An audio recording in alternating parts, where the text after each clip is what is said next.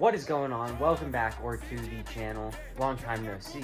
Today we're going to be taking a look at something that is, in my opinion, one of the, if not the best, everyday carry RC car.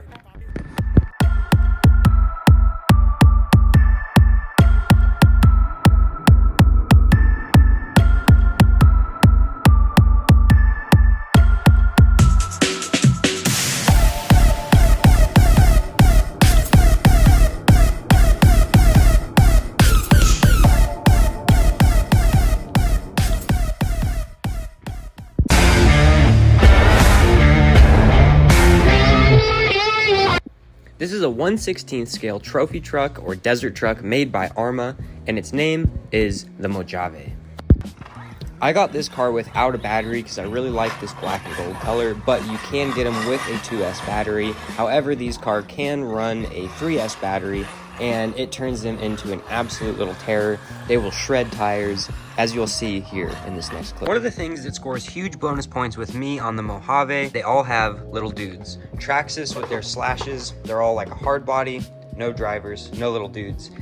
And Arrma, on even their little scale, decided to put little dudes, so that's a huge plus. Now, before we talk about what's stock, we should probably talk about what I've changed first. Change the tires out because on 3S, this thing is an absolute monster, and you are going to scorch the tires. You're going to want to rotate them after probably every couple runs. If you're running 3S, probably 5 runs or so if you're running 2S. On 3S, you're absolutely going to eat the tires though. That's just how it be. So we're trying out these BEG, B-E-G, B.E. Goodrich. That was hard for me to figure out. I'll put a link to them on Amazon. They were like 16 bucks. They don't come glued, so I did glue them.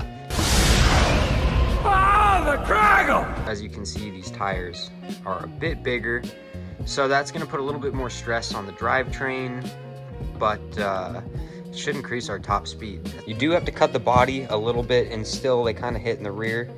So we're going to give these guys a run and try that out.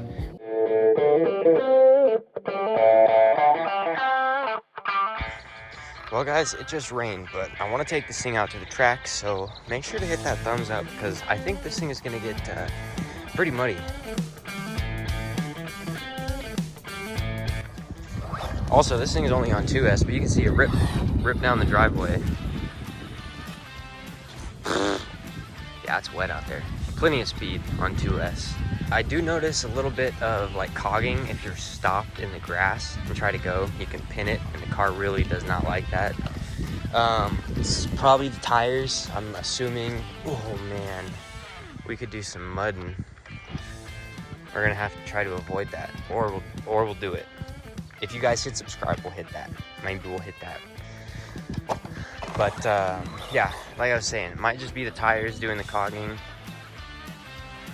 causing a little bit of cogging down low. I don't know if it would do it on 3S, but enough talking. Let's look at this thing, run some lines. Oh, how did you gonna do in these speed bumps? Okay.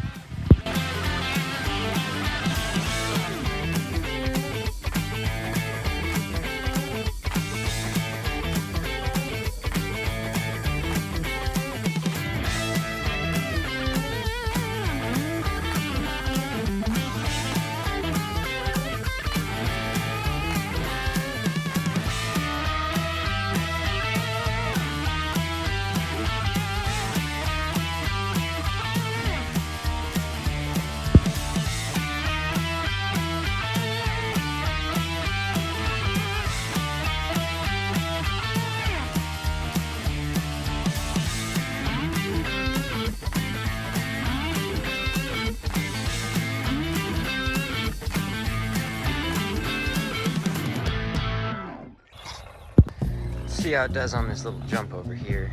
I know it's gonna have plenty of speed coming around through here. Do it kind of mellow first. I think you could do it. Let's just send it now.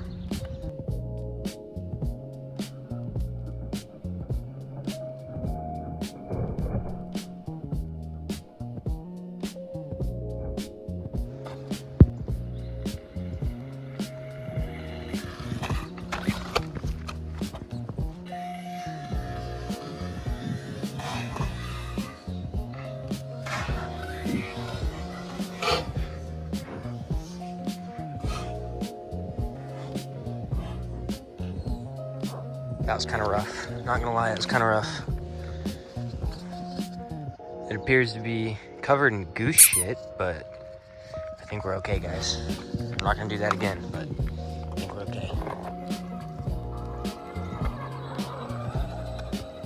Just wait until you guys see the UDR out here on this track. This track is mainly meant for like the 1/10 or 1/7 scale. But this little thing does decent out here. You could have fun with it, for sure. But I would say it definitely prefers, it likes the smoother stuff, 100%. LVC. This might not be the recommended way of cleaning, but let me get the controller out of my hand. I'm just gonna give her a little, I believe they call this teabagging over there in the UK. Well, you know, I always figured that tea was just going to taste like hot brown water. And you know what? I was right. Yeah, it's horrible. No, thank you. Good as new. I mean, the body's disgusting, but underneath, the undercarriage is all clean.